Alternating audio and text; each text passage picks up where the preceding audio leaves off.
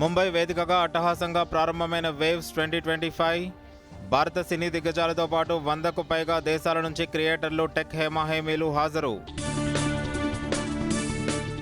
Waves తన మొదటి ప్రయత్నంలోనే ప్రపంచం దృష్టిని ఆకర్షించిందన్న ప్రధాని, వినోద పరిశ్రమలో ప్రత్యేకంగా నిలిచేలా వేవ్స్ అవార్డులను ప్రకటిస్తామన్న మోదీ. భారతీయ సృజనాత్మకత ఆలోచనలు ప్రపంచంలోని ప్రతి మూలకు చేరాలని మోదీ ఆకాంక్ష.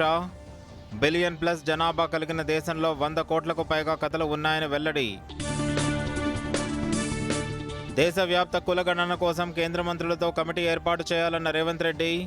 తెలంగాణ కులగణనతో దేశానికి ఆదర్శంగా నిలిచామని వెల్లడి. కార్మిక లోకానికి మేడే శుభాకాంక్షలు తెలిపిన ముఖ్యమంత్రి. తెలంగాణ నూతన పారిశ్రామిక విధానం శ్రామికుల అభ్యున్నతికి దోహదపడుతుందని వెల్లడి.